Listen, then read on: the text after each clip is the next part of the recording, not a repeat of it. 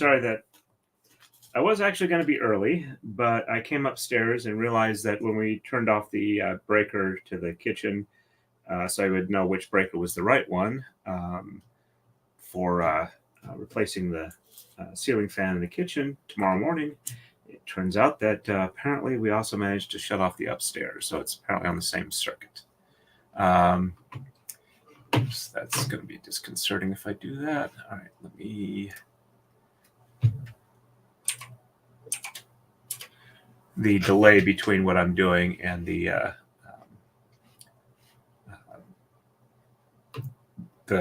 YouTube feed I have on a separate window would have been very confusing, but looks like we're good now. I may potentially have a guest or two. I did send out a couple of invites, but it was kind of short notice, so I would not be surprised if they did not make it.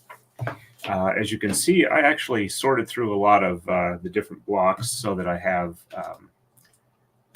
let's see, that's probably a better view there. So I have, shouldn't have to sort through as much. There's still some of the smaller stuff that I didn't actually sort yet, but I'm going to see if I can get a decent amount done tonight. All right, so if I remember right, we were just finished up the previous page. Make sure this looks correct for that. Yep, orientation is correct. So I'm going to get started on this. But yeah, it's good to see you on, Gwen. We've got two people running. All right, so one, just me over on Rumble right now. And all right, let's see. It's a notification. Okay. I saw I had a notification on Twitter and wanted to check and see what it was. It was people liking my comment about hoping that Flux feels better soon. She apparently has a migraine today. All right, so we need 1x3 light gray and a 1x3 dark gray and a 1x4 dark gray. Did I set those off? Oh, here. I figured setting them a grid like this where I can like use this Lego wrench to pop them apart for those would be pretty good. Keep them separate. And a 1x4 light gray. I don't think I set that in a storage grid. I'm not seeing a lot of them. They should be in this block area here. Or did I?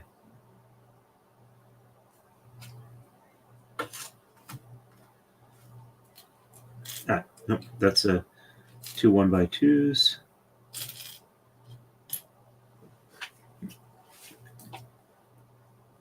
Getting alerts here. Probably telling me that my stream is live. Yep. Gotta love it when you're subscribed to yourself and you get alerts. So, tomorrow evening, about midnight or so, Mrs. Torn and I are going to drive over to the western side of the state for a planning meeting for the big event we work at in late July, early August. Should be fun. It's not usually a pleasant drive on the way out and on the way back, though it's probably going to be rainy this time, which shouldn't be a major problem.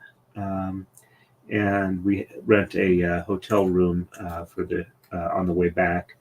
We drive out overnight. The meeting's about 10 to noon on Saturday, and then we usually check our storage unit and then head part of the way back and stop at the hotel, have a nice dinner, relaxing evening, and a good restful sleep. And then we head out Sunday morning for the remainder of the drive, where we're nice and refreshed. Sorry. I bet it's in this bag.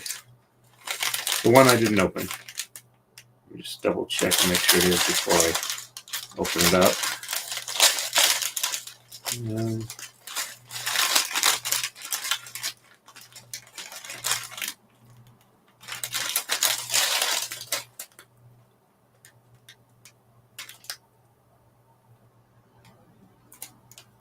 weird. I got a lot of other 1x4s over here, but why do I have the light gray one? 1x3s. Oh, I did have a storage grid of it. Okay. I'm just lying tonight, apparently. I don't know if I'll have a stream tomorrow. Distinct chance I won't. One 90-degree light gray, two 90-degree dark grays.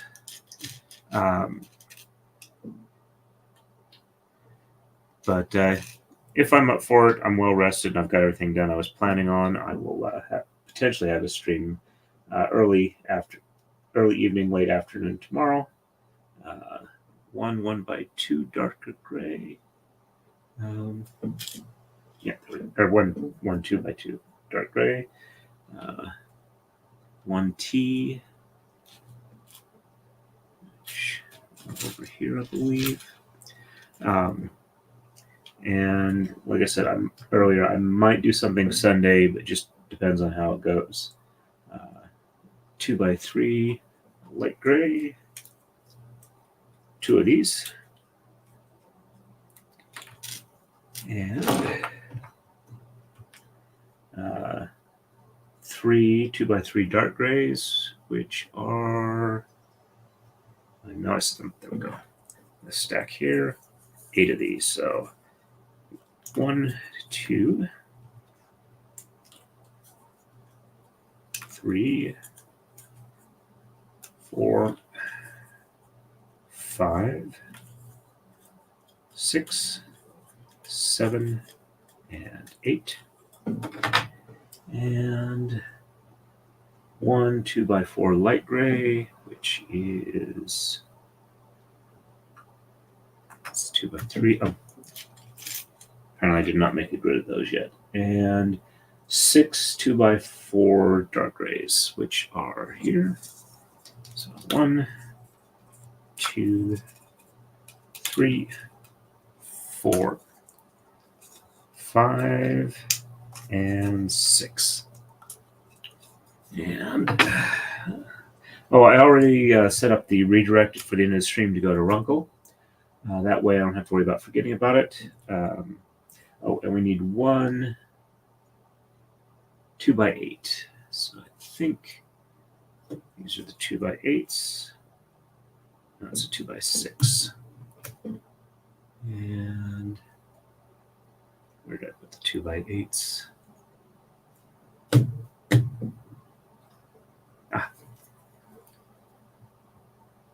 One 2x8. Alrighty. Well, this is definitely making it faster getting the parts for it. Alright, and okay, we have a 2x8 at the front, and it goes here. And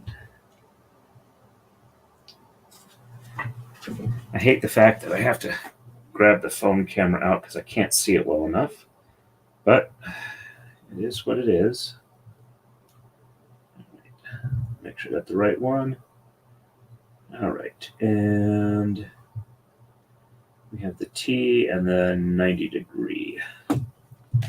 So the 90 degree goes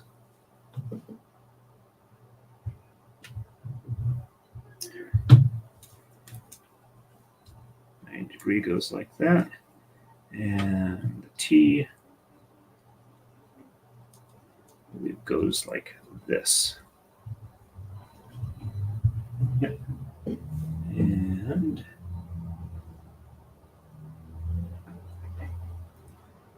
then we got a 2x2 and a 2x4. So the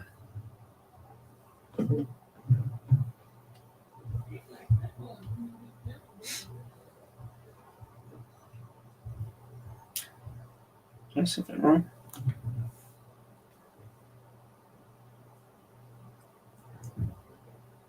Okay. So that's flush there. That's there.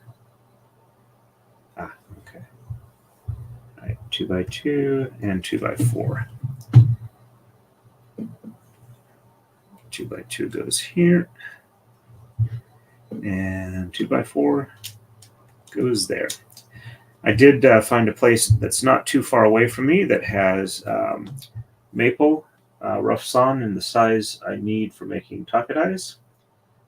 Price is not too unreasonable at the moment. 1x4 dark gray. That's off by 1 as well. And then a 2x3, 2x3, 2x3. Okay. So 2x3 here, lined up on the middle one. Why is that not wanting to fit? Probably because I've noticed the 1x's tend to have a little bit of slop in them. All right, so that there, and 2x3 there, and 2x3 there, and a 2x4 light gray,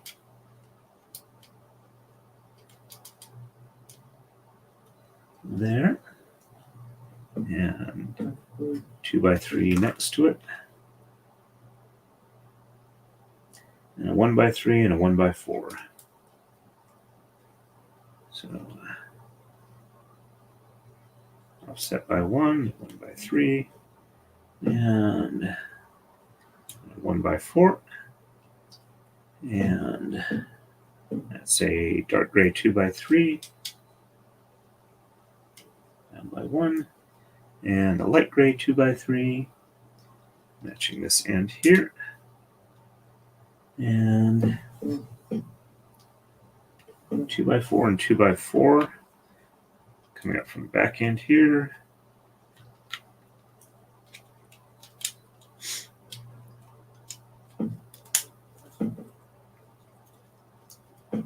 And let's see, just double check what I'm looking at here.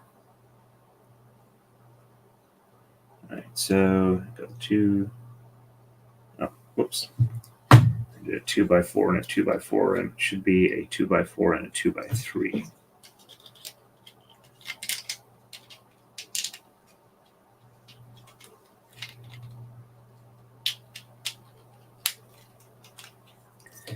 That one doesn't want to go from that angle, so we'll have to resort to the box knife, which, like I said, has been working fairly well.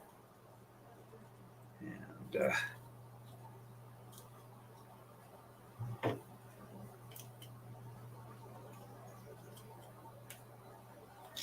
we go. That's off. Let's retighten the spots that are loose.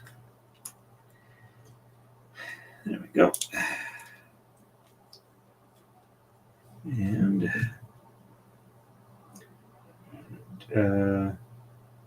then off 2 and 2x3, 2x3, which would be 2x3 there and 2x3 there. And below it, we have a 1x3 for extra support, which would be right there. All right, and it looks like 2 2x4s.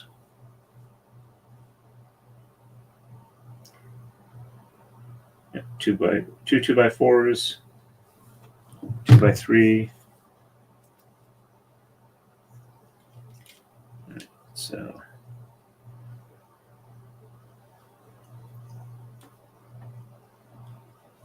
okay, 2x4, 2x4, and a 2x3, and a 2x4. And let's see, what's that fitting in the corner? All right, 2x4 and a 90 and a 90. All So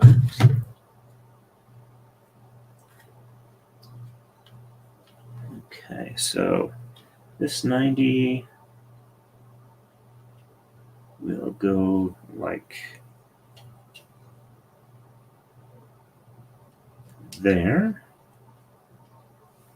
and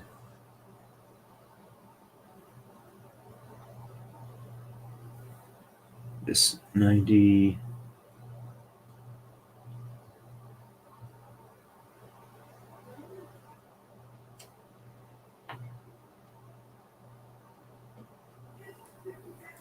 no, that's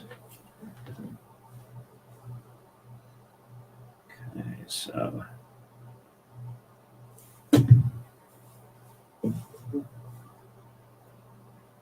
is that off by one?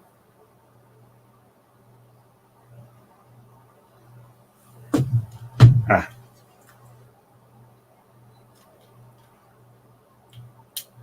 All right, so that one goes there, that one goes there. And the last 2x4, which was all right, what did I say? Ah.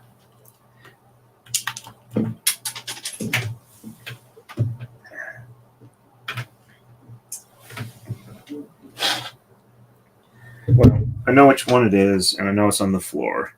So I will grab another one, and I'll pick it up later. I did finally find the one that was I lost the other day. And it was indeed not one that I was missing or what I was going to need to use. Oh, we've got somebody on here. Let me go ahead. And it looks like we have MLS and Wendy. Hello, hello. Hi, Torin. Hi, chat. Hey, how you guys doing? We're tired. We're just leaving Dollywood. We're sunburnt. Okay. Sorry about the short notice invite, but I figured, hey, it's been like a few days since I talked to you, and I figured I might as well at least extend the invitation, let you guys razz me for using the cheapo off-brand stuff.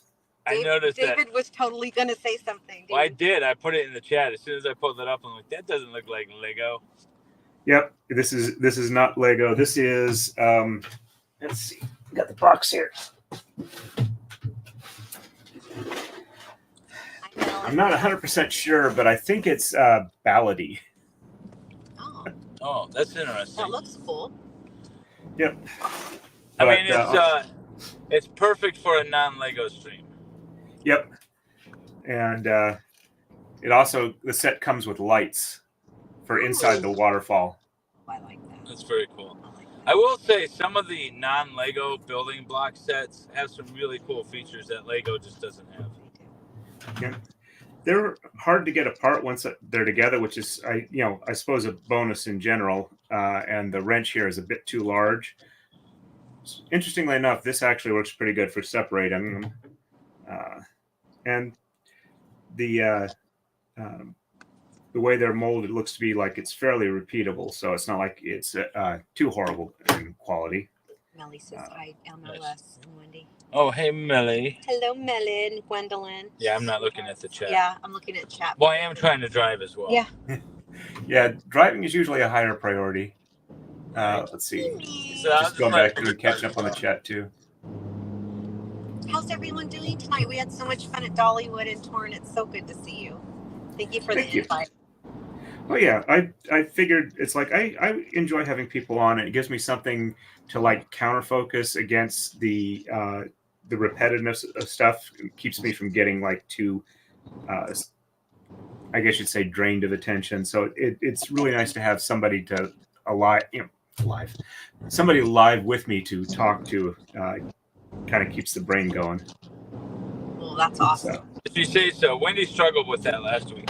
I really did. Torn was so kind, and I didn't get to see all of his chats, but the ones I got to see, I was like, he's being so nice to me. I think he was empathizing with me last week.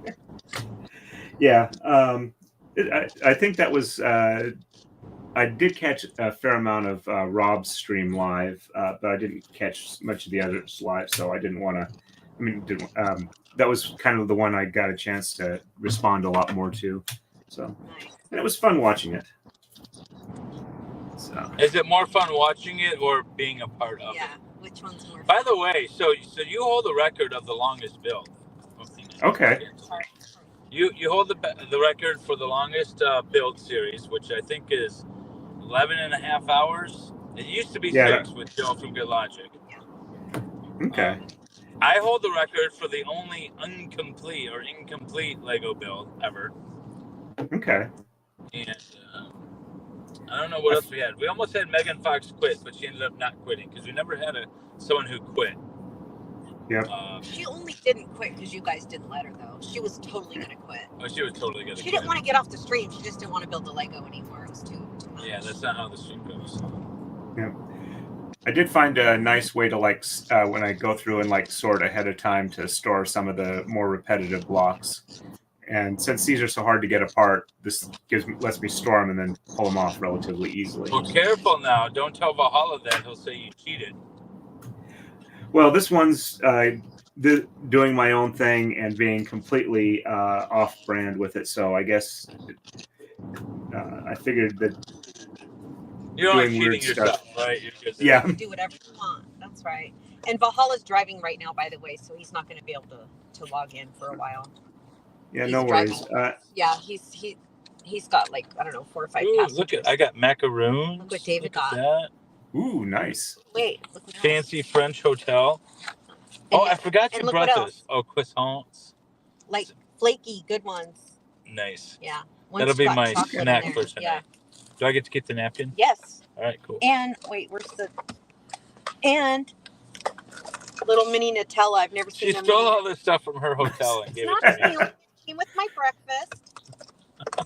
But it's not Nice. it's things I don't eat. And so I'm like, well, I'm taking that to David. And what I'm gonna find out is they have a bunch of snacks above my mini bar. So if they don't charge me for those, I'm gonna grab them all for everyone for tomorrow. Okay. It's Yeah, I forgot Dollywood was this weekend. So Dollywood today. The live Friday night Top of stream everything. tomorrow. Okay. Yeah, after I'm done tonight, tomorrow I got to get ready because I'm going to Western PA for a planning meeting for that big medieval event I go to, Nice. which is it's about 2 months before it happens. So we get a chance to get things lined up, and since most of the staff purchasing for incidentals and small supplies goes to my office, I need to be there so that we can plan on when to order stuff so it gets there on time for them. Where in Western PA? It's about midway between Pittsburgh and Erie. It's right where 79 and 422 cross. Oh, okay. Just say I might be in the area, but not that far. Okay. Yeah, we'll be there we'll probably pull in about 8 a.m. Saturday morning, and we'll leave probably about 1 or 2 p.m. in the afternoon. And we've got a hotel about 40, 50 miles east of there that we'll crash at for the rest of the evening and then drive back Sunday morning. Awesome. So short little trips are always nice. Yep. Yeah, this one's pretty short for most of us too. Yeah, this is a That short trip. Baker, he's the only one that's long. Well, yeah, Baker should stay until Tuesday. I mean, if I flew for 22 hours, I'd want to stay within the weekend. Yeah. Did you catch any of the Karen Reed trial today? No, we were in Dollywood since 11. We did watch a minute of it this morning, but that was really about it. What happened? All right, the kid that they were trying to not include with any of the reports was on the stand today, and pretty much everybody I saw watching it said, "Wow, he's really lying," because they were asking him, when was the last time he talked with his cousin, who he's close friends with, and he said, "I don't remember." Was it in the last week, or was it last month, or the last 6 months? I don't remember. Was it the last year? I don't remember. Was it in the last 5 years? When if it was within that time frame, I don't remember. That sounds fishy. I did see the beginning of that cross, and he was hammering him about who he talked to and when he talked to and all that stuff. glad to see that. But here's the thing: it's like, is the jury going to care? I hope the jury cares, but are they going to care? I mean, because that's blatant. The kid is just saying, "I don't remember," so that he doesn't have to answer questions. Yeah, and he was doing the I'm very mild, I'm not violent at all, and they were able to introduce a video where he was like threatening to beat up people on social media. Well, this is the one that Turtle Boys played a little bit, right? Yeah. He's also explained the picture that he had like cuts on the top of the knuckles of his right hand, in that he was walking and he slipped and fell, and that's the only part of him that got injured when he landed on the macadam or asphalt. So it's like, wow, you were falling and you punched the ground to stop. Well, he is a non-violent guy who punches everything, right? Yep. Are you taking a picture of the stoplight? Yeah, well, I'm taking it. It says Dolly Parton Drive. Oh, like, why are you taking a picture of the stoplight? I'm a tourist. Okay. It says Dolly Parton Drive, you guys. It's really cool. So, I mean, I didn't see it, the testimony itself. Do you think it would make an impact on the jury the way it went about? I'm thinking it may have made an impact just for the fact that they had so many sidebars that I think over the course of 3 hours, they had maybe 20 minutes of testimony. Really? And I think the jury is probably going to pay attention to, wow, they like every 5 questions, they had to like stop and go off and, get a ruling on something, or voir dire, like the video stuff. So if I was in a jury, I would be really paying attention to what is going on here, where they keep, sending us out every so often, or they go have a sidebar and then come back. And admittedly, I've never been on a jury, but I would be, I think if I was in that situation, I'd want to know what's going on. So I would probably pay extra attention to what was going on that I could see. Yeah. So was it just this witness and cross-examination today? No, they had somebody else on, but it was like about, I think, 11:30 Eastern time when they finally went on to a different witness, and that's the point where I had to like drop out because I was at work and I was having to focus on other stuff. But see, I did hear the very beginning of that cross, and I was wondering if the defense attorney was coming off too strong, but I didn't hear his direct, or the direct of that witness. So I didn't really have any context to put it in there. But yeah, I think the reason they were able to actually get the judge to admit some of their stuff was because on the direct yesterday, the DA was saying how look at this picture of him. He doesn't look at his hands. He doesn't have any injuries. So they were able to use that to bring up stuff. He also said that, he never boxes, but they got him to admit that he punches the bag regularly. And they explained some of the injuries on his hand at a different time as him punching the bag hard enough until his knuckles went raw. Oh, so the state kind of fell into a few traps there. Yeah. So. All right. Interesting. But yeah, it was pretty interesting. And like I said, they had a lot of sidebars. They had to send the jury out to do voir dire for the video that they were going to introduce. And did that end up that video of him threatening people on social media ended up getting played for the jury? I believe so. I know it got entered into evidence, but I was distracted a little bit when they probably played it. But after they went off for the voir dire, and then they took like a 15-minute break, and then the judge came back, and then they were entering the videos into evidence. So I'm assuming that even if they didn't play it then, they will be able to see it when they do their deliberations. They should play it in the courtroom. I don't know why you would enter it and then not play it. Yeah, I'm pretty sure they did. I just I can't verify that they did because I didn't see it, unfortunately. So. But and also I don't at the start of the when the started today when the judge denied the motion to strike some of the testimony for the harassment evidence. That was the point that put Kurt over the edge to where he posted a video saying that he's now convinced that the judge is biased, and used that as an example of not like, the worst or the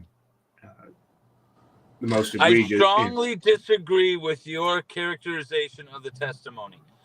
Strongly disagree is what she said. And she was clearly wrong. So to be that adamant in one direction in the first place is bad. And then to be that adamant in one direction and be clearly wrong is even worse. Yeah, I think Kurt said, essentially it's like her description of what happened versus what actually happened was just like, no, that's not what happened. That's not what any, semi-reasonable referee of the information would even be able to say happened. And she didn't describe it. She just said that it was, she gave the conclusion. She didn't give the reasons, the points for the conclusion. So. Yeah. And then because they have the woman court reporter dictating into the dictaphone instead of typing anything out, there's no readily available transcript. Yeah. Even a uncertified one to go back to and reference, which I think is horrible.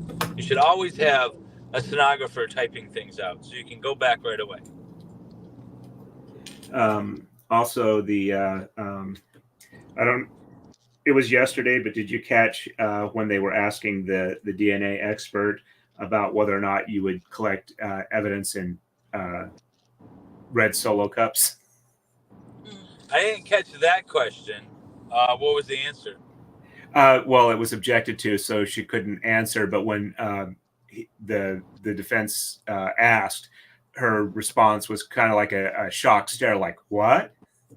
And even though she didn't answer, they thought that the jury would definitely pick up on the response for whether or not that was acceptable. Why wouldn't she be allowed to answer? She's a DNA analyst.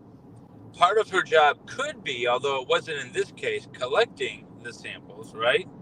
Yeah. So if you were to... What's that?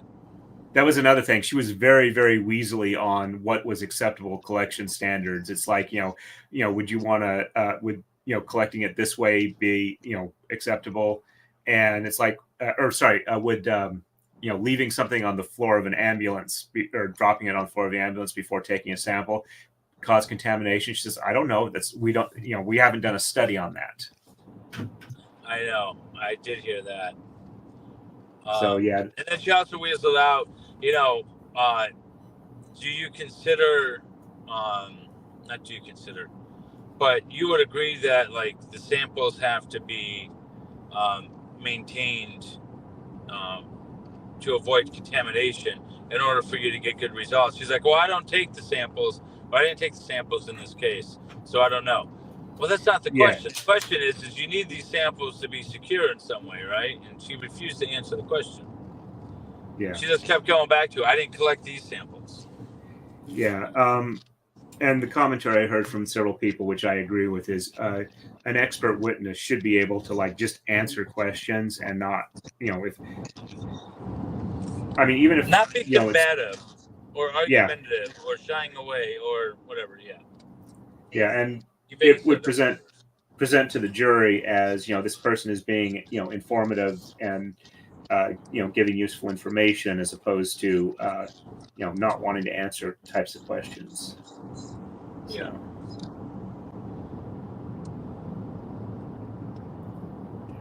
Well, the thing is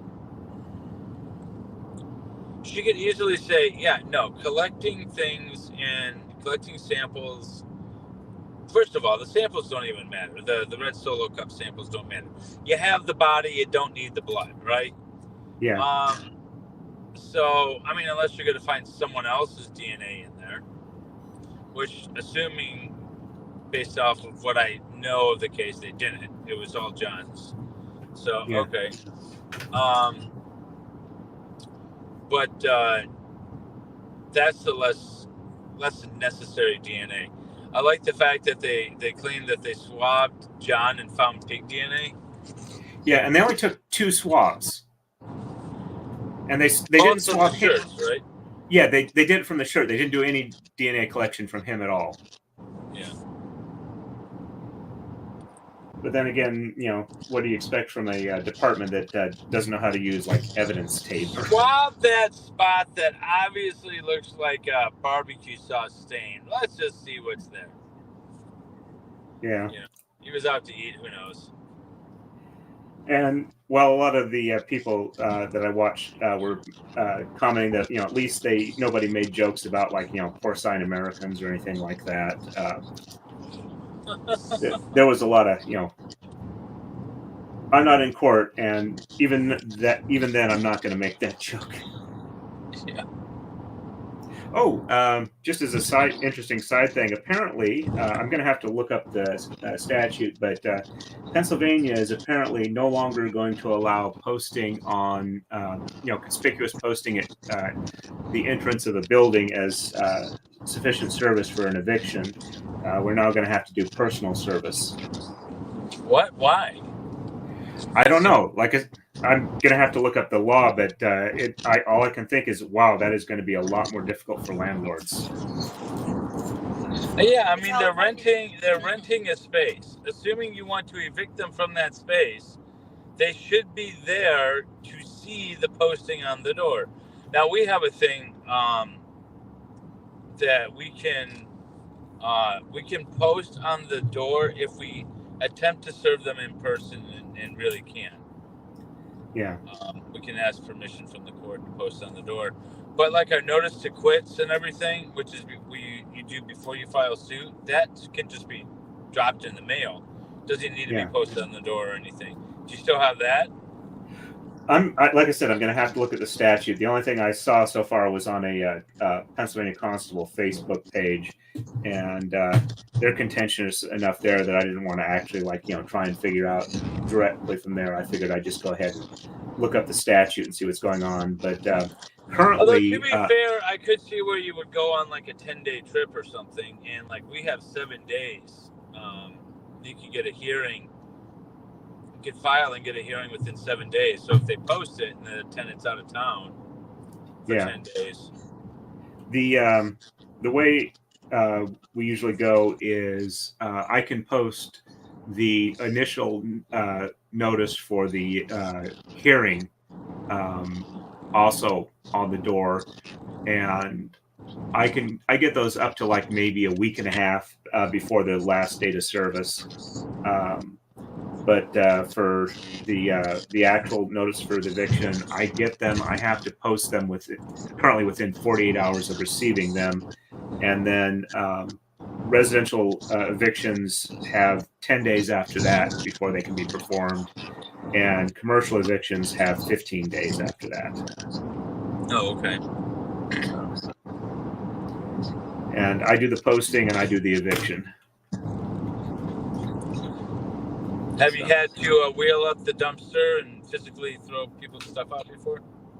Fortunately, no. I don't actually have to do that. I am there for the the ejectment or the lockout, and if they're already out, I do like a quick walkthrough just to make sure nobody's still there, because apparently there's some people that think that if they aren't actually kicked out at the time they hide or whatever, and they're still there when the eviction's done, and they haven't really been evicted, which is not the case. It's more of like a courtesy thing, so the landlord doesn't have to deal with that. Also, it's kind of a good idea just in case there's somebody there who's passed away or something like that. So, but I mean, I don't have to do the walkthrough, but I figure it's a good service to do for the position.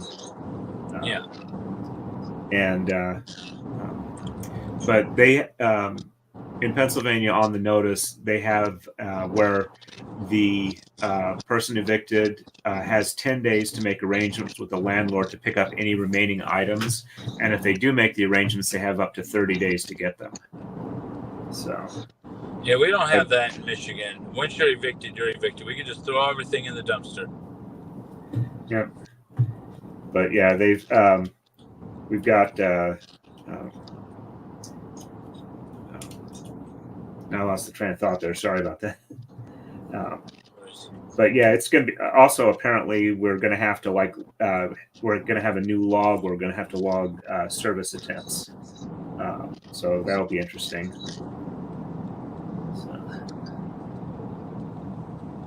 It's amazing how different other states are sometimes. Because like the service attempts, we log. Our standard summons has 3 blocks to fill out service attempts, and if you log it every time you attempt a service, and if you check off all 3, then you can get file a motion for alternative service, like posting on the door or whatever. Yeah. And but our forms already have that, like a log sort of thing built into them.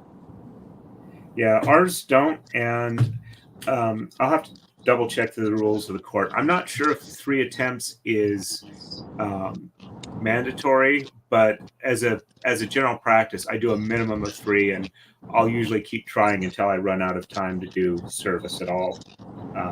Just because I try and do the job well, as opposed to the bare minimum type thing. Right. And even for my landlord tenant stuff like that, I do my best to try and do personal service, even though it's not required. Well, soon it will be. Yep. So, and again, it's going to be hard on the landlords. For me, it really doesn't make much difference, other than I will probably have more attempts that I have to make. But I mean, now, do the landlords pay you directly, or do you get paid through the court, or how does that work?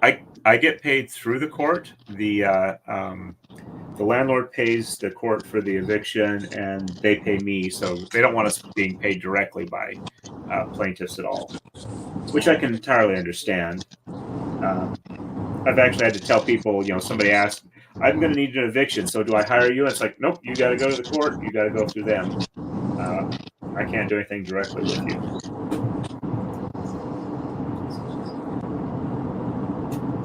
But for what some of the things I can do that don't involve the court is like if lawyers' offices want me to do a service for a civil thing, I can do that. For just regular service, any adult in Pennsylvania can do it. Oh, okay. As long as you're not a party, I'm assuming. Yeah. There's another constable I know who has a business where he does service for lawyers and other people. So nice. You can just make that your full-time gig. Well, he's probably got most of it. Speaking of evictions, it's been kind of weird because when Philadelphia did their home rule thing, they got rid of constables in the county of Philadelphia. So they've been having something on their own that for evictions. They had an eviction task force or something that was set up to the city, but they were getting in so many shootouts that the judges in Philadelphia decided they were going to start using constables again. But I declined to join that task force. Didn't want to get shot at? No, and I try and stay out of Philadelphia when I can. Baker was trapped there for a couple of extra hours, I think. Oh, since you do some woodworking too, I found a place that admittedly is in Philadelphia that has rough sawn maple that I can get relatively inexpensively. Nice. I need to start making some of the braiding frames relatively soon. I've got some orders that I need to fill on that.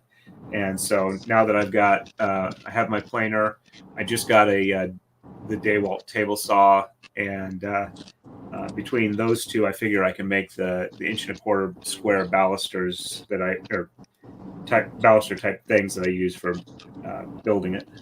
So very cool. I found a very cool sawyer on Facebook, and he goes out and finds trees, on people's property or whatever that they want to get rid of, and then he'll cut them down and rough saw them and everything, resaw them, and so it's really nice. So I usually tell him hey, I've got a project coming up and I want this kind of wood, and keep an eye out for it. And I don't know, within a few months, he comes to me, he's like, hey, got a tree for you, and then cuts it down and slabs it all up for me. It's really nice to have a nice, handy one that you know and work with really well. Yep. Oh. But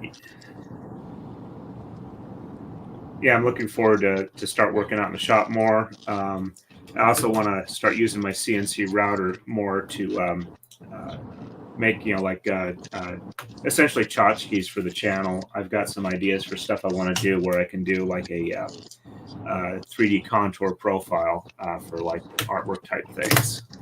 Nice. So I can't justify. I've been looking at those 3D or the CNC router tables.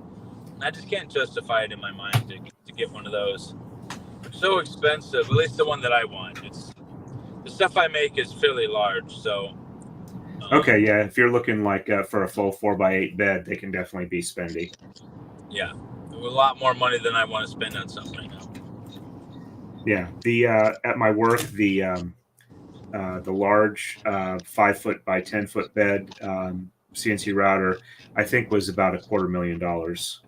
Well, I wasn't looking at spending that much. The ones I were looking at were around $15,000. That's still a lot of money. Yeah, but that's actually pretty reasonable. Were the ones you were looking at with a vacuum table or some other hold down method? It wasn't a vacuum table. It had slides and locks. Okay. The slides, you could slide over on the aluminum slides and lock the stuff down. It wasn't a vacuum table. But then you'd set up your router and everything. And it didn't have an automatic bit change, so when you needed to change the bit, you had to do it manually. Yeah. It's not $250,000 worth of high, but it was big enough, right? So that's the thing, is you need something sometimes bigger. Yeah. So I think it was just the size that really added up the cost, because otherwise it was a fairly simple, 3-point access CNC router thing. Okay. Yeah, the one I have, it's kind of a modular type setup, and you can configure it how you want to, and you put it together yourself. They sell like the aluminum extrusions, the 20x80 or 20x40 T-slot configuration aluminum, and the stepper motors and other stuff like that, and you build it yourself. And they have like is drawing out a pattern on a piece of wood, then taking the saw to it and rough sawing it, and then finishing it up either on the bandsaw or with the plane or whatever. There's I don't know, there's something to be said for that, as opposed to typing it into a computer and hitting go. Okay. Well, admittedly, my day job is a lot of that, though. At work, I do deal with plastics as opposed to wood. But the system I got, all told, it was designed for like a meter by meter frame, and I've got about 8 inches of vertical clearance for the tool. And the whole setup would run roughly about just under $2,000. That's not bad. Yeah. And if you're going to turn out one particular thing and you can do it in a couple of passes, and you can just crank them out that way, more of a production style, especially if you're going to make tchotchkes for your channel or something, there's nothing wrong with it. My stuff is all one-off.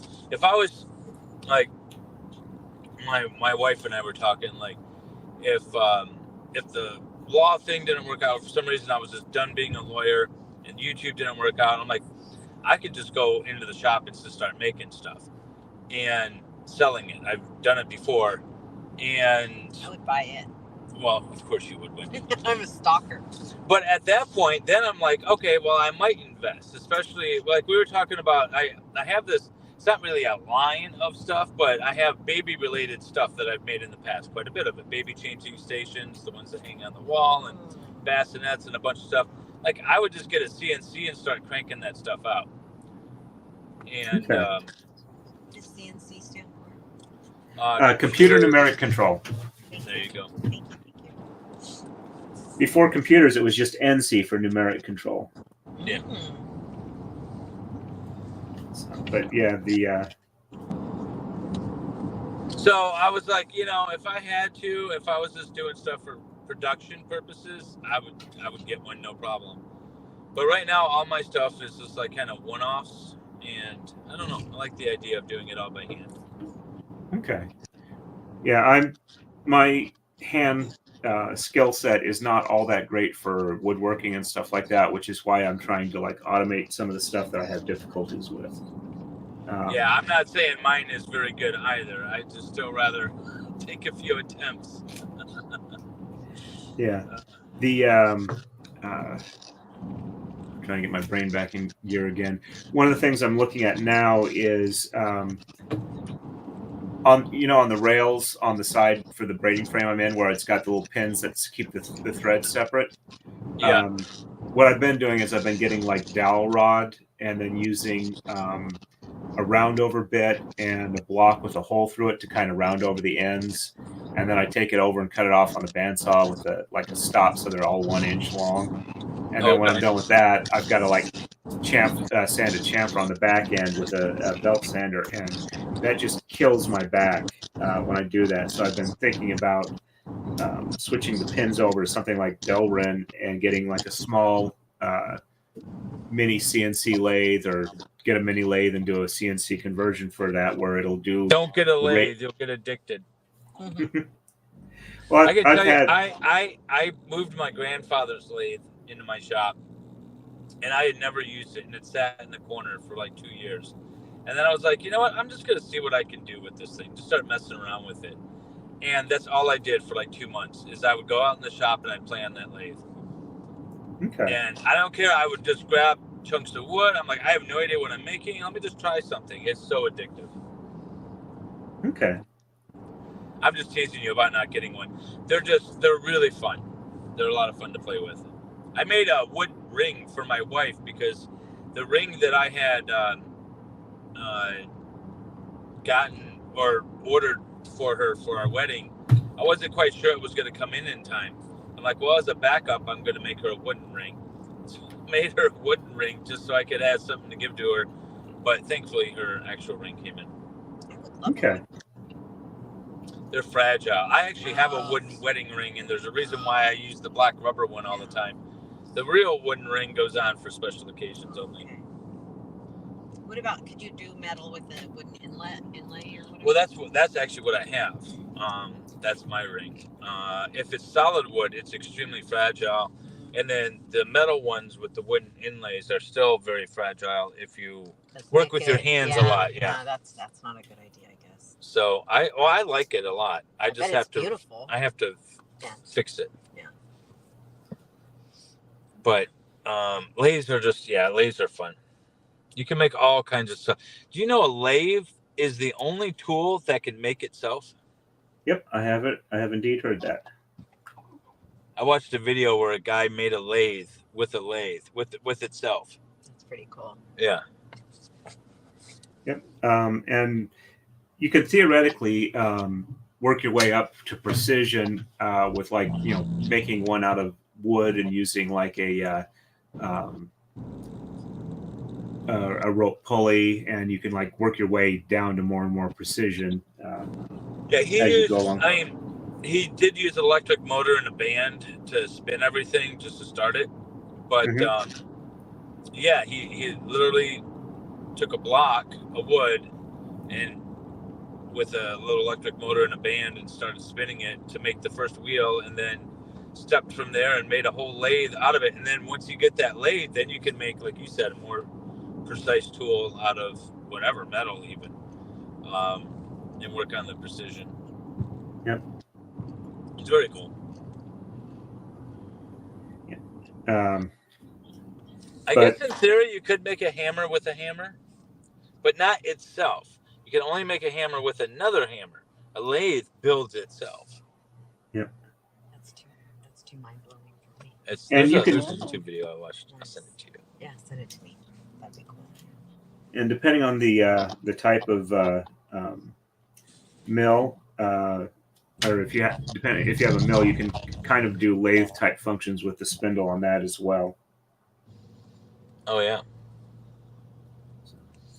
Tools are fun. I like tools. Yep. I like my shop. Tools. Yeah. How have you tried your table saw yet? I saw you unpacking it. Yes, as a matter of fact, this build surface here, I recut the phenolic on it to be, get rid of the crappy stuff on the edges and even it up so that it would all line up. And it worked out pretty good. Let's see. I mean, this is where the edges are together. Oh, okay. So I think I did a pretty decent job. And here's the other end. Excellent. Good job. I have my eye on the Shopsmith, this big old table saw that I want. Right now, I have something similar to yours, only mine's rigid. Okay. But it folds up and wheels away. That's what I love about it. I can get literally everything out of the way, and then when I have like graduation party, we set up all the food in the shop. I just got my table there. All the tools are off to the side.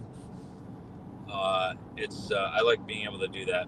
Or if I want to work on my car, especially in the winter, roll up everything, push it all to the side, pull the car in, turn the heat on, work on the car. So Okay. I like things being mobile.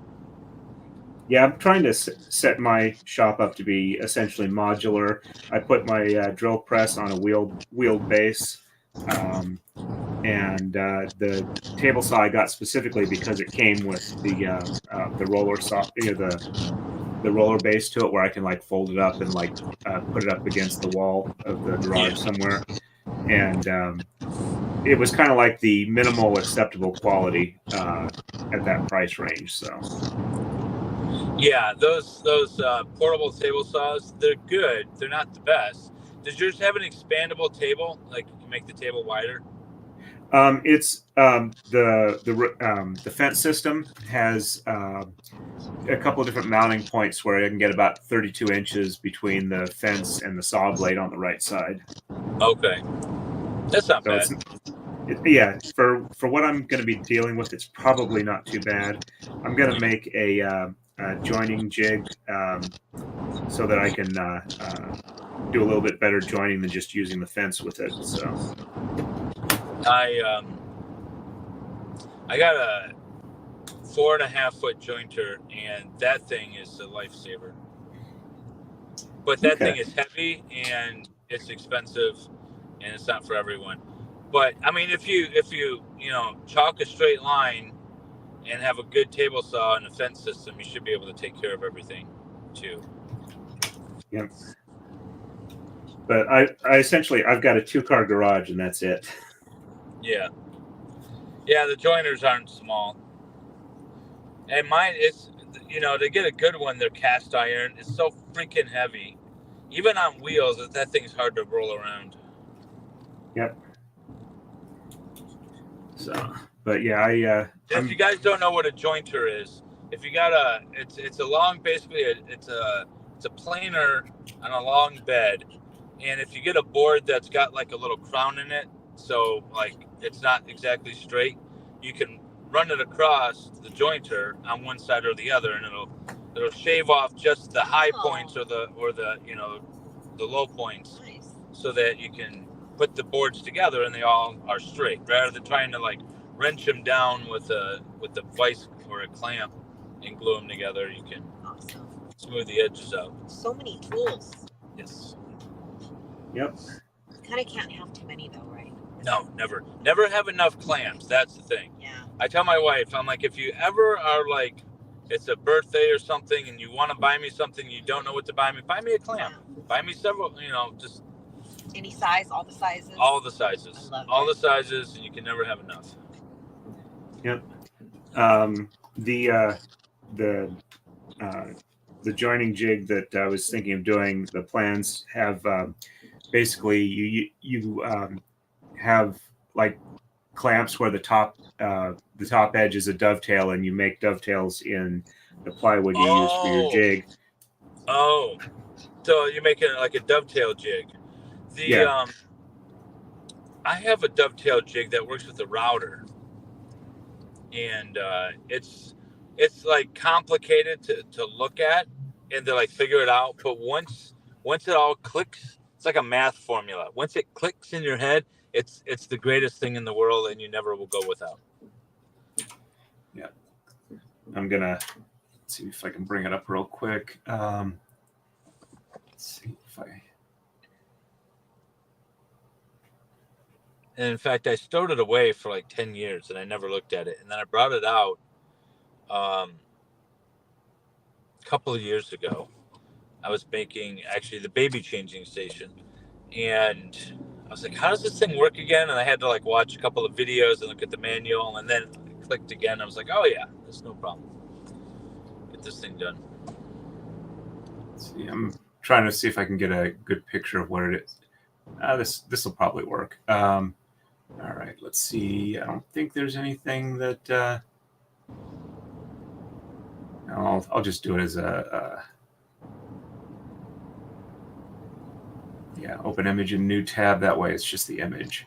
All right, let me go ahead and let's see. Share screen. And are his blocks lit up, or is that just there we go. I think this is the light. So this is the clamps that go with the dovetails in the jig. Oh, I see. Oh. Yeah. Okay. So if I need to do like tapered cuts or anything like that as well, I can like set them up on the sled. Oh, okay. I thought you were talking about dovetail joiner. Yeah. No. Okay. That's nice. So, but yeah, the plan basically you take some scrap plywood, you cut it to the size you need. You use the router bit that comes with this to cut your dovetails for the clamps to fit into for the different angles you need, and then like chamfer around the edges that aren't. I made a sliding jig. I'm gonna have to jump off in a minute because we're almost to Wendy's hotel. I'm gonna have to send you a picture of this thing, this sliding jig that I made to build these shelving units. It's the most ridiculous thing, but it works so well. But I have to send it to you because it was like trial and error. I was like, all right, I'm gonna make this slide, and then this is what I needed to do. But then I needed to lock everything in different positions and then cut everything at the same dimensions. The thing was amazing. It's a work of art. I'll send you a picture. All right, thank you very much. But yeah, we're almost to Wendy's place. Thanks for inviting us. It was so good to hang out with you guys. Appreciate that. Your build's looking great, by the way. I've been watching. Thank you. Good. I'm hoping to have it done maybe early next week, but I don't want to overwork the wrist and have problems before I see the orthopedist. And I figured this is something I could do, and it's fun, and people like watching it. Yeah, sorry, we do. I did a short little Lego stream just because I had spare parts. I wanted to make a flower. And I had like 16, 17 people in there. I'm like, really? You guys want to watch me build Legos? Okay. Yeah, I didn't catch it live, but I did catch that on the replay. Yeah, it turned out all right. So, all right. Well, you take care. Have fun. Happy building. And have a good night, everyone. Night. Thank you. All right, we are back here. Let me catch up on chat. I apologize, I couldn't keep up on chat and have the conversation at the same time. So let me see if there's going on here. All right, so yeah, there's a lot of people going live. I wasn't expecting a whole lot of people to join in, but I do appreciate the people who did come in. Let's see. Yep, that doesn't look like Lego. Yep, micro locking blocks and. All right, and let's see. Hey, Melee, nice to see you on.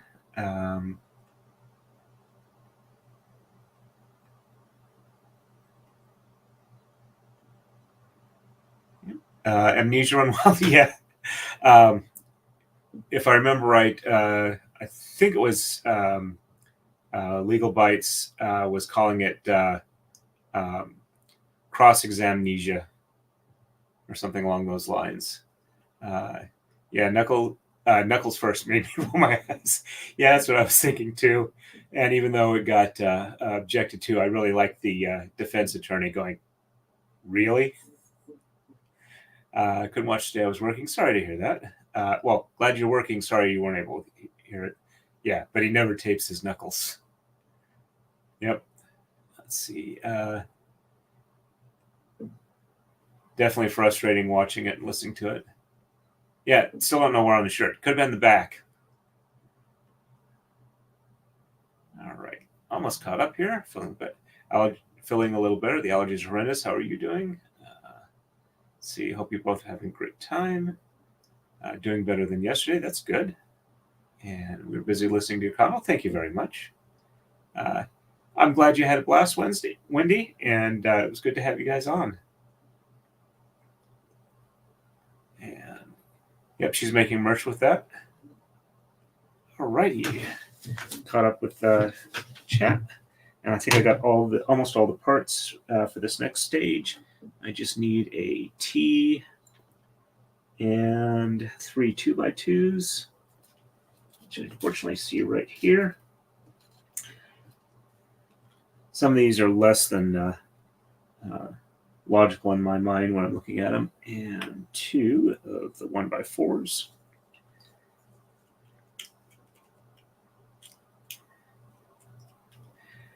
Also, unfortunately, I haven't been getting as much sleep as I would like, so I may wind up getting ready to doze off relatively soon. So if that happens, I'll give you guys a heads up. But so far, not too bad. All right. This one, I'm not entirely sure how this is supposed to look, so hopefully the camera will explain to me. All right, so all right, and it's this way. All right, so 1x4.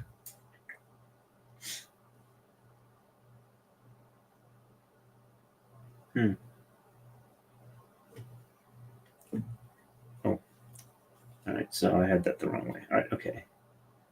Yep, there we go. All right, and up 1. All right, so 1x4 there.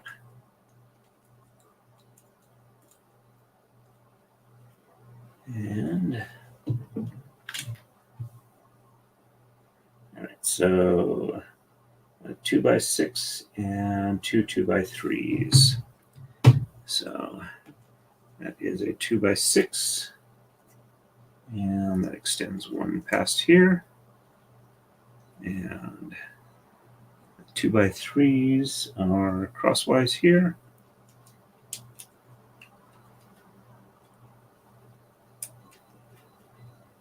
Okay. And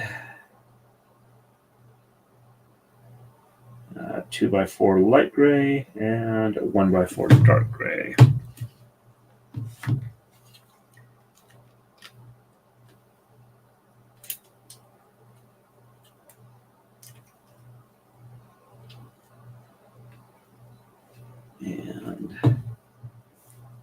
And we've got behind it a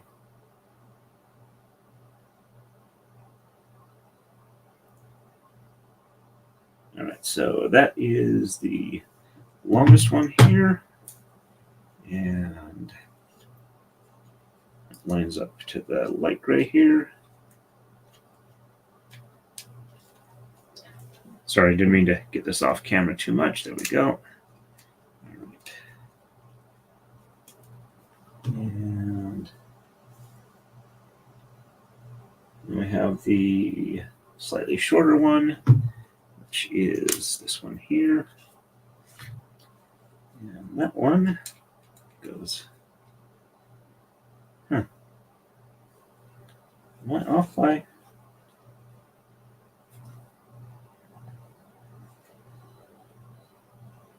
So 1, 2, extend up 1, there, there.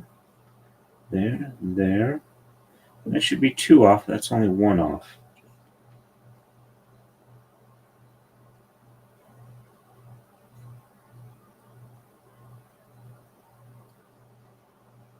All right, so that's 90 there.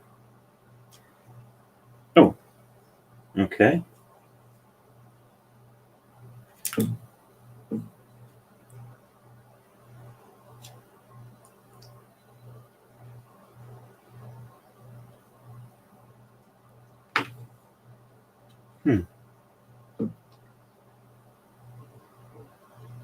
So 2 there.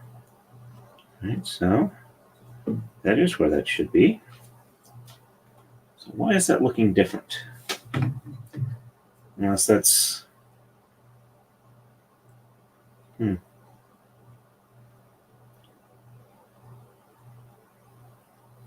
Sorry, trying to figure out where I screwed up. And so that oh, okay, that explains it. All right, so the 1x4 there. So yeah, this gray here is off by 2, or off by 1. All right, so let's see if I can get this off.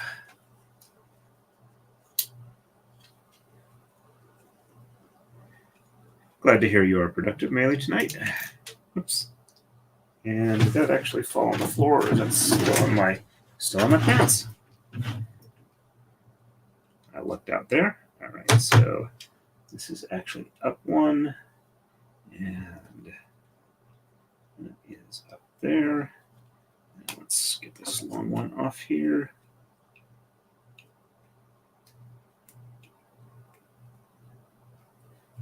And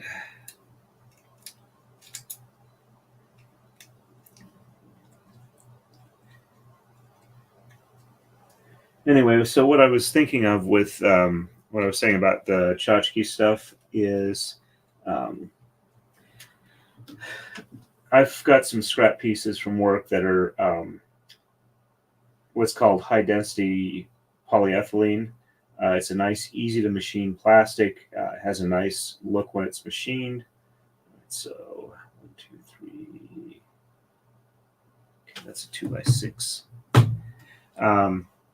Nice look, and the way it comes, the top and bottom are kind of like a pebbled texture. And I was thinking that might be nice, that I could like use that as kind of like a border, and then machine something like, I was thinking something along the lines of a kind of like a 3D profile of a Tama and maybe a Koma as braiding thing, and then use that as something to do for either merch in the store, or something to do as a gift for people who are like longtime supporters, or membership gifts, something along those lines. But that's kind of the thought behind it. My thought process with what to do with that. Let's see. Okay, 2x4 and 2 2x3s.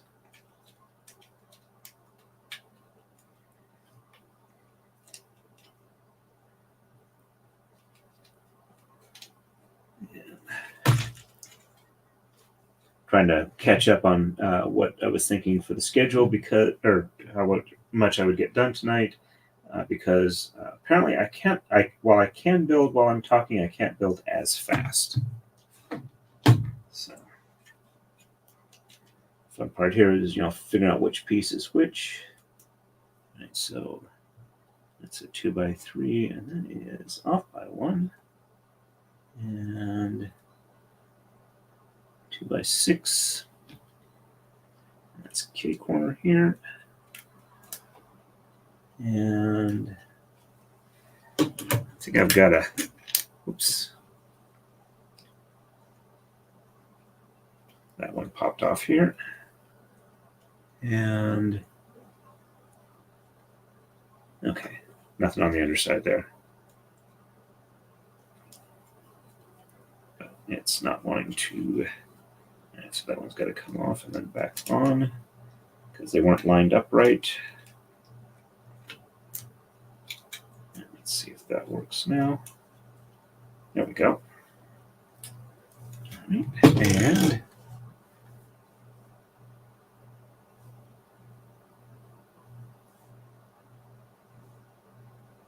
there we go. All right, so we've got a T there. All right, that works. It does require concentration, and one of the things I have noticed when I did the ADD testing is my concentration is not as good as it used to be. All right, let me catch up with chat. I think this is where I dropped off, making merch with that. Yep, and Melee is productive tonight. Gwen says that's a good thing, and you made a loaf of bread. Demands a lot of concentration. Yep, and not yet as far as the bread. I'm sorry to hear that. All right, and so that in there, it's a 2x4 and then a 2x10, whatever.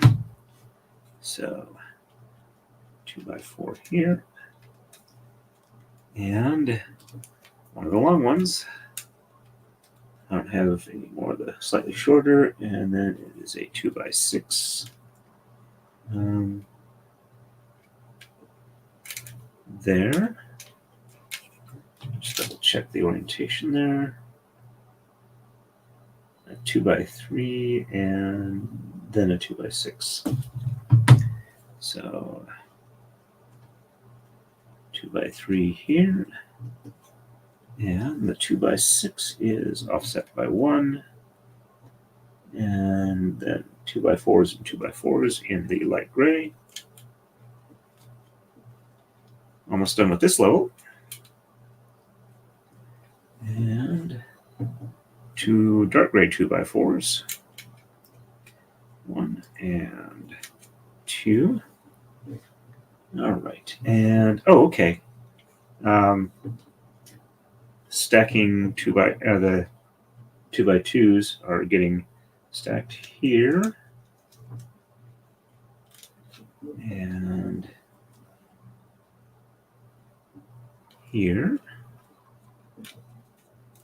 And here. All right, so that is 2 off. I was wondering where these would be, but they're building up off of there. And 2x3 off and over 1 from here. All right, so it looks like that's there. And this long one, let's see, goes there. And I think, yep, that's all for this level. All right, let's set this here so the orientation remains the same. All right, let's see. I've been busy the last few days, going to make bread soon. It's okay, bread can wait. And went to the doctor today. He's mostly happy with everything. That's good to hear. So a week from today, I will get the CAT scan on my wrist. Incidentally, this is the area here that hurts, which is right where my scaphoid is. So I don't know if it's actually the bone or if I did something to one of the tendons there, but it's been about 2 months and it still effing hurts. So hopefully they will be able to figure out what's the cause. And then I see the orthopedist the following Tuesday on the 28th. So I'm like 12 days away from, getting an answer and figuring out a plan for recovery, whether it's physical therapy or something else. But I want to get started back on getting back into good health and active again. I am doing better in general. I've been hitting the elliptical a little bit. Admittedly, it's only been like 10 minutes at a go, but I've been on it 3 times this week. And even though I am tired, I do keep going for after I would like ordinarily quit from the level of exertion, which should be good for starting to build up more strength. All right, 6 2x4s. Those are 2x3s. There's the 2x4 stack. So I need 6 of these. All right, so 1, 2, 3, and 4. So I look at the right one. And 5 and 6. And 1 light gray 2x4, and 4 2x6s dark gray.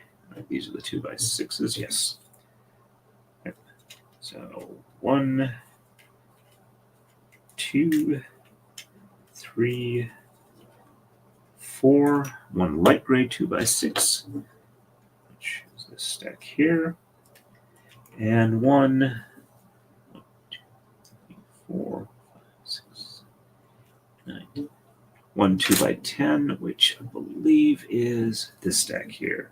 1, 2, 3, 4.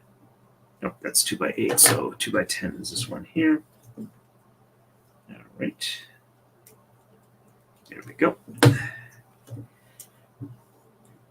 This is only half on the back half here. All right, so we have a 2x6 that goes off the top here. All right, and a 2x6 that goes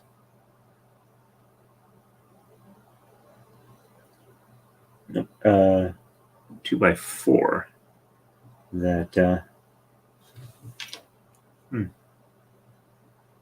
yep. It looked weird, but I realized I have this missing portion there. All right, so 2x4 goes halfway across here, and that lines up there. That looks good. And we got our 90-degree dark gray, which goes here, and then the 90-degree light gray goes there, and 2x6 light gray lines up with there. I gotta like double check on some of these because they're easy to offset by 1, and then 2x4 goes here, and a light gray 2x4 goes here, and then the light gray 1x4 is next to it, and 1, 2, 3 2x4 dark grays continue on. Oops. Okay, yeah, I did the light gray. Okay. Oops, and the 1x4 of dark grays next to it as well. Oops.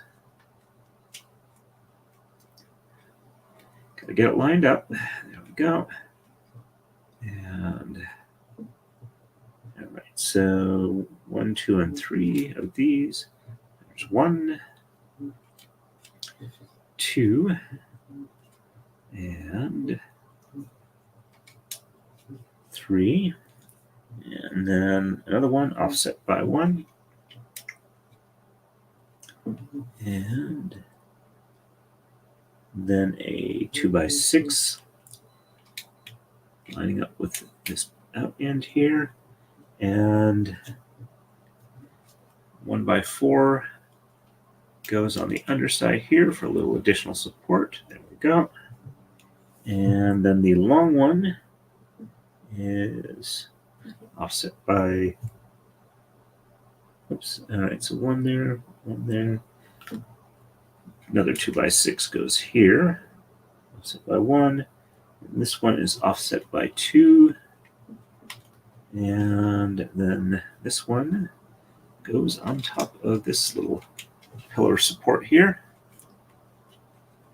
All right, let's move 54. All right, and actually I'm gonna just kind of set it on this as a support because it wants to wobble around. This way at least it doesn't tip over easily. All right, next one, we have a dark gray 1x3, 2 dark gray 90s, a 2x2 dark gray, and a 1 dark gray T, a single 2x6 dark gray, and 6 2x4s.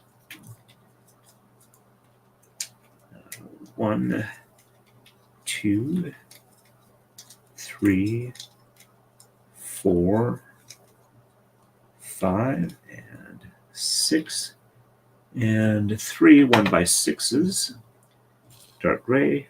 So 1, 2, and 3, and 1 2x6 light gray, 4 2x6 dark grays, which are, there we go, 1, 2, 3, and 4, and 3 of the 1, 2, 3, 4, 5, 6, 7, 8, 9, and 10. This comes really handy for counting out the pins. 4, 5, 6, 7, 8, 9, and 10. All right, so 3 of these. 1, 2, and 3. All right. So we're doing this front side here. Alrighty, so we have, let's see, is that a 90 degree? No, that's a 90 degree, not a T. All right, and 2x6. Okay.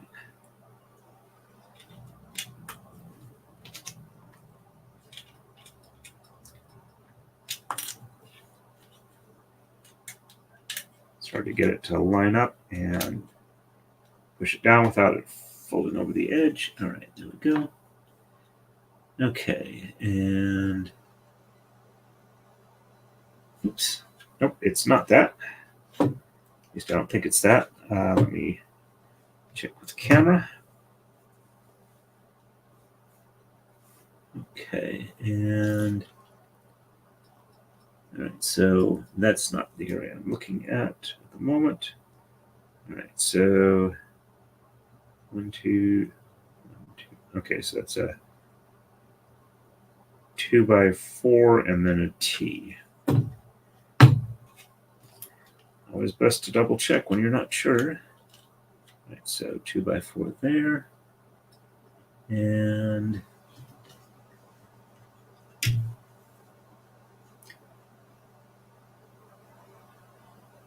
okay, T goes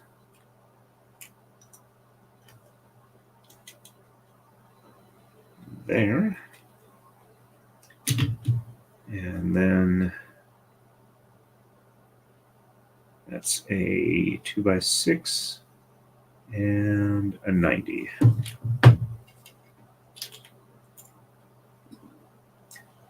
Okay, so that 90 goes like that, and 2x6 is there.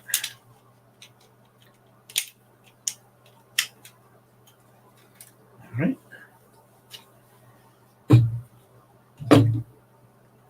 And all right, and after that 2x6,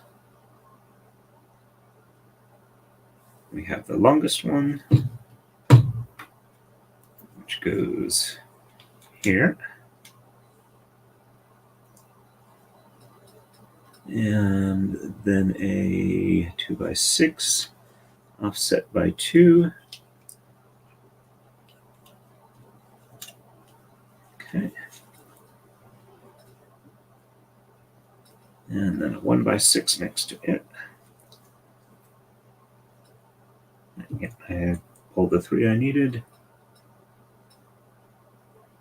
So 1x6 here. And then a 1x6 offset by 1 further out. There we go. And a 2x2 and a 2x3 next to it. All right, so where is the 2? There we go. All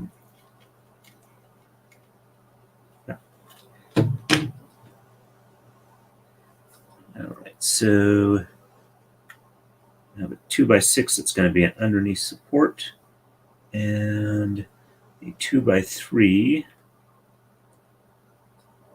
middle pin is on top of the end pin there.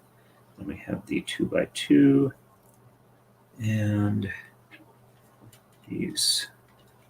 So this slides up under here. If I can get it through.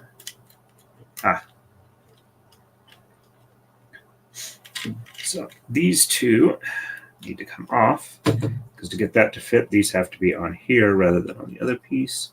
All right, so that's off by 1 on the tip there. All right, so this is what this is here. And it's got the under piece on, and it lines up. There we go. Now it's all supported from itself. A little bit of wobbliness. Oops. That one did not line up on the back end here. There we go. Now that should be all square, relatively speaking. Okay, so sitting here, and all right. We have the longest one and the longest one. All right, so this one goes here, and this one goes here, and this one, oops. All right, so that looks like a 1x6 here, and 2x6 goes next to it, the light gray 2x6, and 2x4 and a 2x4, offset by 1, so 1 and 2, and 2x4 goes here, and this one goes here. All right, pins line up for that, and okay, and 2x2, and a 2x4, and a 2x4, and underneath. All right. Nope. Let's see.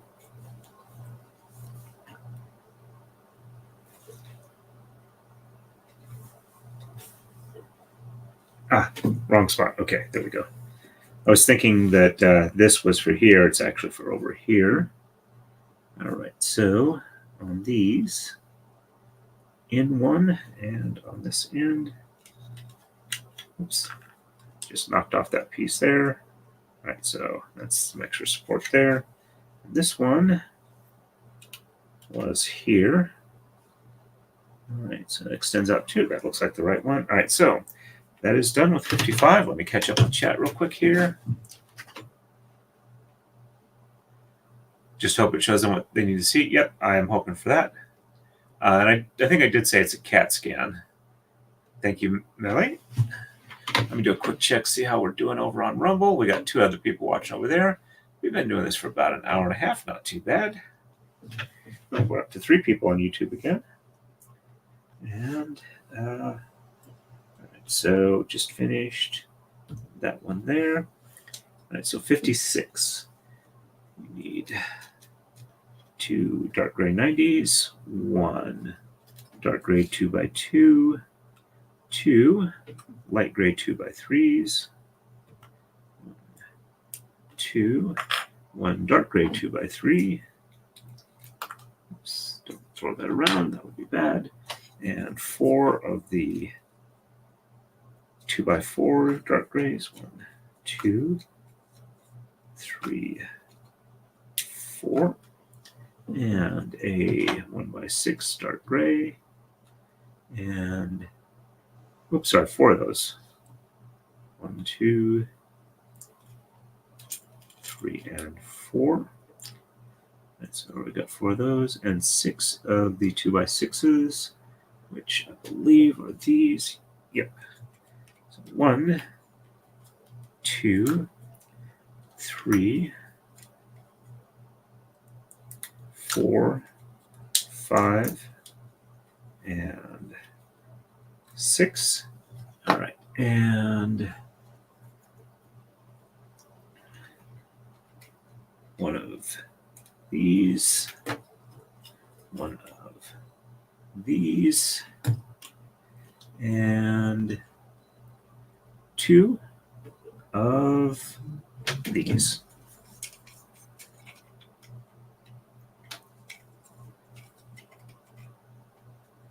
Alrighty. So for 56. Okay, so that's back there. All right, so 2 by 6 is, okay, that extends out there. That's this corner here. All right, so we are over by 1. And so that line, I believe that lines up there. And a 1 by 6 next to it. And then a 2 by 6, which is offset by 1. There we go. And all right, so this with a 90-degree. Okay. 1, 2, 3. Nope. It's not this. All right, so that is a.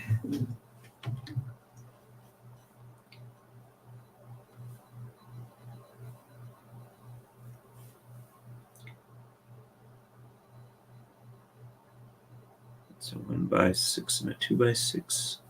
All right, so I will go ahead and, so 1 by 6, 2 by 6, and 90. Third one over.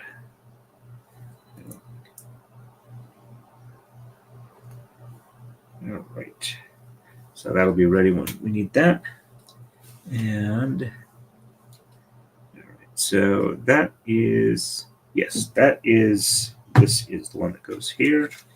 And this one lines up here. And then this one lines up 3 here. Yep. And there we go.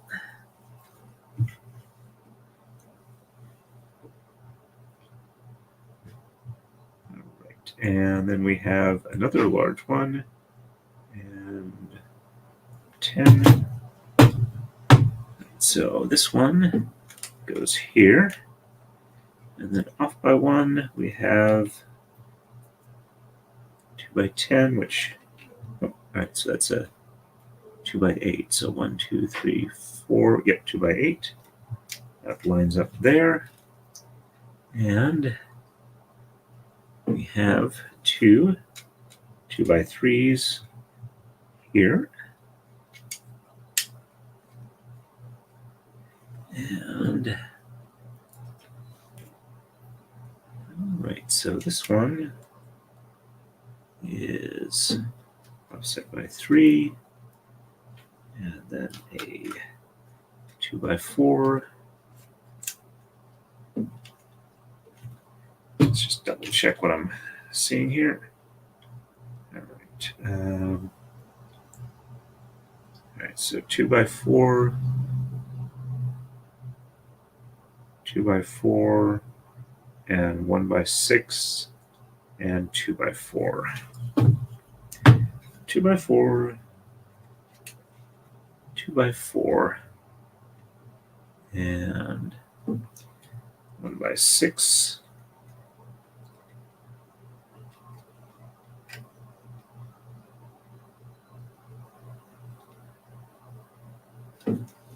Just confirm that that's the one is. Yep, 1 by 6 and 2 by 4.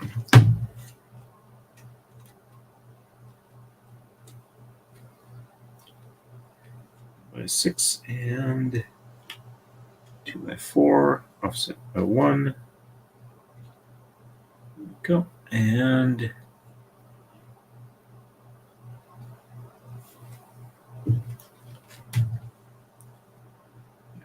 so that is a 2x3 and a 2x4 and a 90. So we have, okay, so 2x3 goes here, 2x4 goes here, and 90 fits right there and makes that look good. And all right, so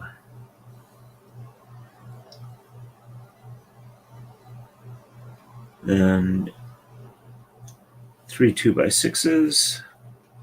So 1, 2,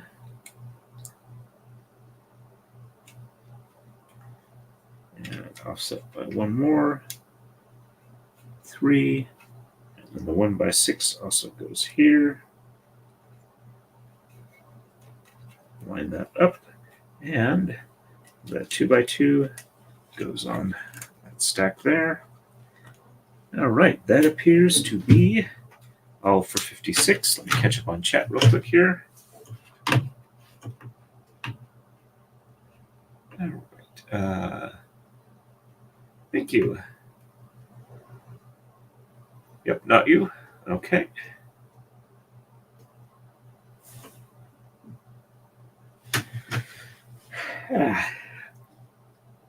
All right, let's see how much more we have here. All right, so we have 57, 58, 59, 60, 61, 62, 63, 64, 65. All right, so actually 61 is the last of this particular one. Let's see, I wonder if I can, let's see how long it takes me to do this, then I'll decide if I end it or keep going a little bit further. All right, so I remember seeing that weird one here. All right, yep, there we go. One of these, 2 of the 2x3 light grays, and 1 of the 1x4 grays, dark grays, 3 of the 90s,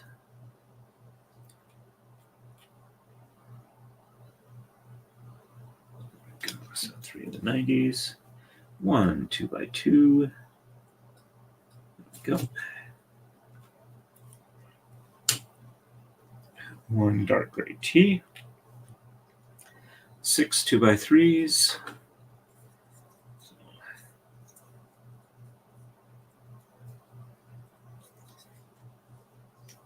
so pop this here, there we go, and 1 extra, and 2 2x3 light grays, and 2 2x4 light grays. So 2 of the 2x4, and 2 of the 2x3, 3 of the 2x4 dark grays, 1, 2, and 3, and 1 2x6, and 2 2x8s,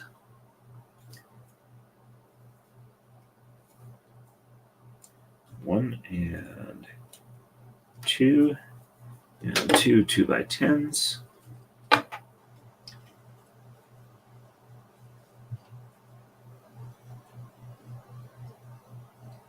okay, so 2 2x6s, or 1 2x6, 2 2x8s, and 1 2 3 4 5 6. Okay, so 10. And so 2 of these, and 3 of these,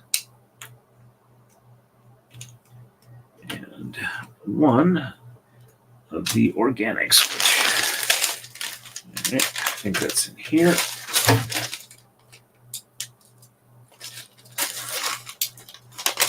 Just do a quick double check. It's not one of these dark green ones. All right, so right there. That's, yep, there it is.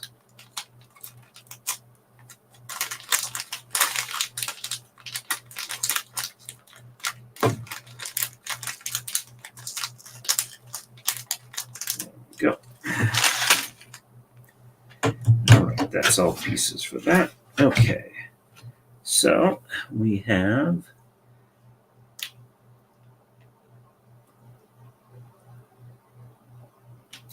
a 2x3 offset by 1, a 1x3 light gray, and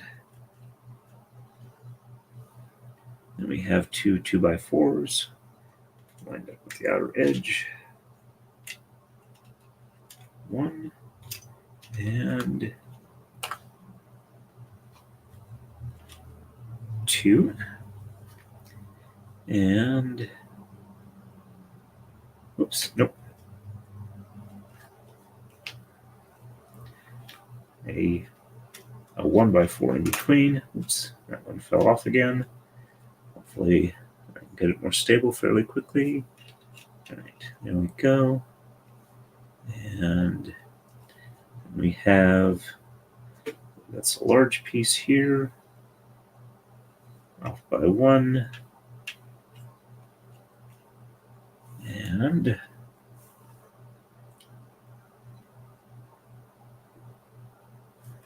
let's see.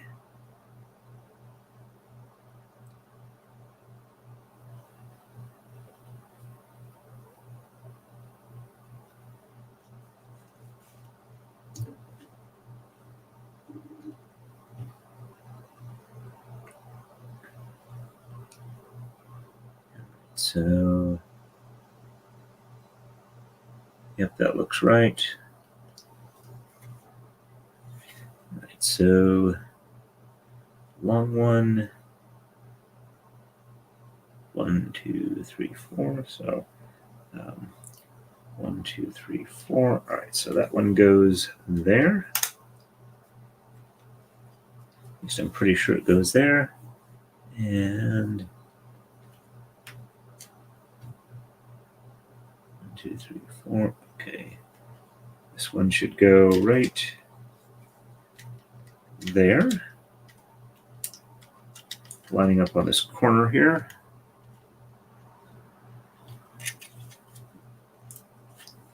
And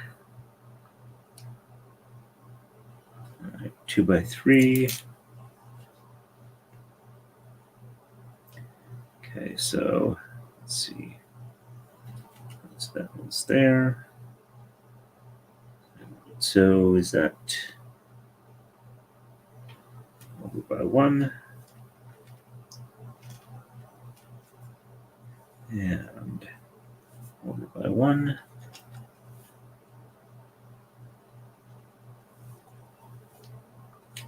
All right, so for the 1x4 here, this goes here, and what was that weird one?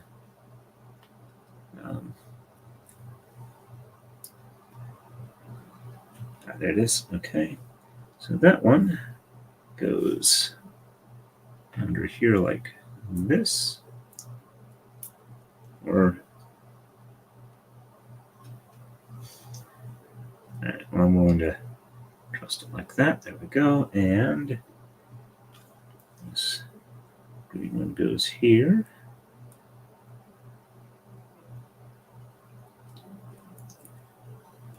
If I can, get it twisted the right direction and try again.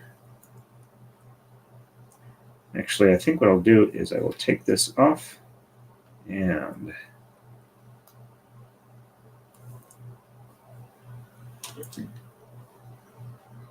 all right, well,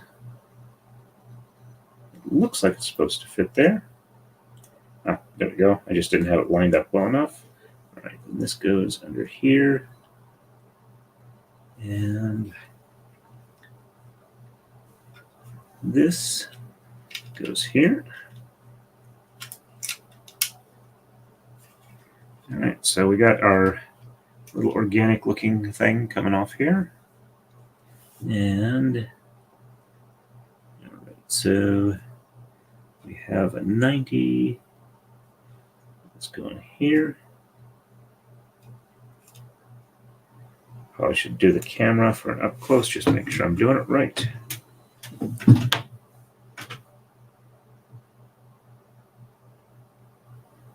There we go, and 90 and a T. Right, so that's what goes there. And then we have a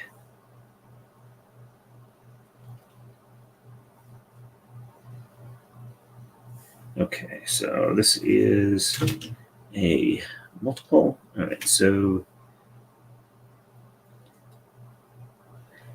okay, 2x2 and 90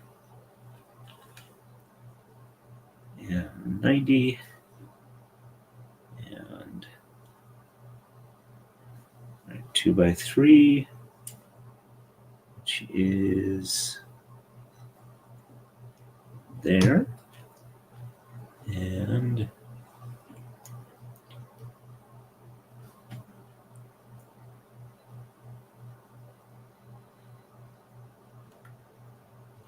one by 3 light gray lines up with these two here. And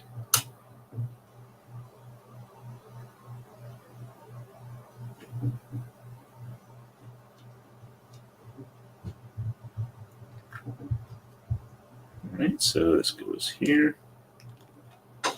And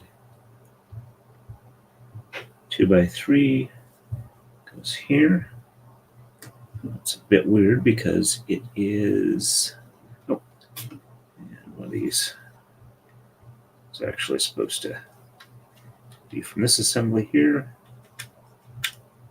All right, and that goes there, and then the 2x4 goes here, and light gray 2x4,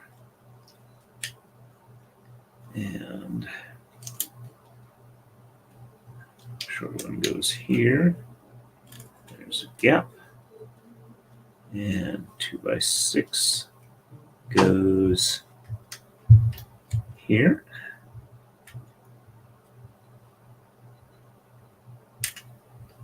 And so that goes there, and 2x3 goes underneath with, and so there, and this one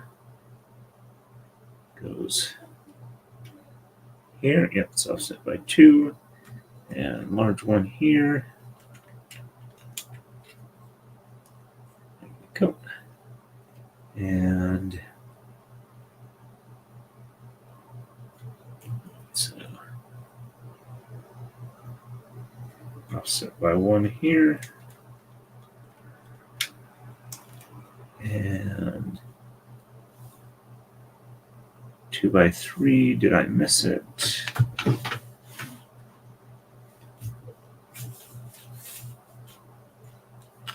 And grab one of the wrong ones. All right, so 2x3 goes in there. This goes here. That's only supposed to be off by 1.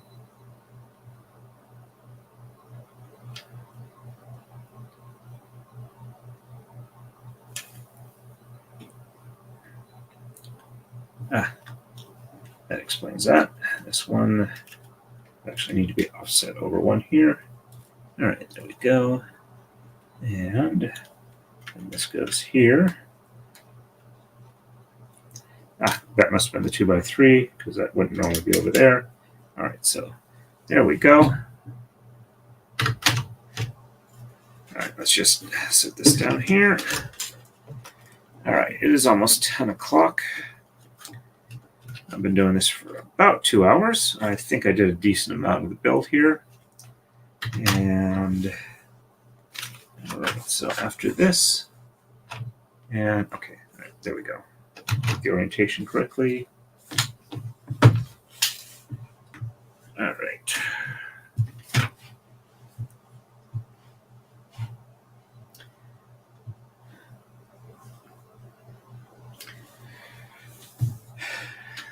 Just trying to decide. I really should get a decent amount of sleep tonight, especially if I'm going to be driving the following night overnight. And I know my kind of monofocus or hyperfocus wants me to keep going with this. So I should probably go ahead and stop here. Make sure I get a good night's sleep. And I've got a bunch of errands to run in the morning. I have an eviction tomorrow, but that's not till like 3 in the afternoon. Mrs. Torrin is heading to work at 4. She will be back around midnight. And we'll be heading out about 2 a.m. So I will have a chance, like 2 chances to sleep in between. But that's kind of impressive. Building up this way from the bottom. Got like a nice little cavity in there. Not sure exactly where it fits with the rest of it. But I think it winds up like, let's see, yeah. I think it winds up somewhere along here. But we'll see how it goes. Anybody have anything before I need to go? Thank you very much, Gwen and Melee. And let me see who else. Anybody on Rumble? Their chat should. Sorry, motorcycle come through. Their chat should come through there. All right. So I think that's pretty much everything. It looks like we had a peak of about 6 people on one point. I want to thank everybody for coming in. And we will probably maybe have one a bit tomorrow, but probably not. I've been meaning to take some pictures and post it on the community tab. Maybe I'll do it as members only, maybe not. I have a tote set up with most of the. Sorry, I don't mean to yawn there. Most of the cones of silk in it, and I think we'll go from there. But yeah, I can tell I should be get some sleep. So thanks everybody. As always, it's good to have you on, and stay safe and happy off-brand Legoing and happy braiding.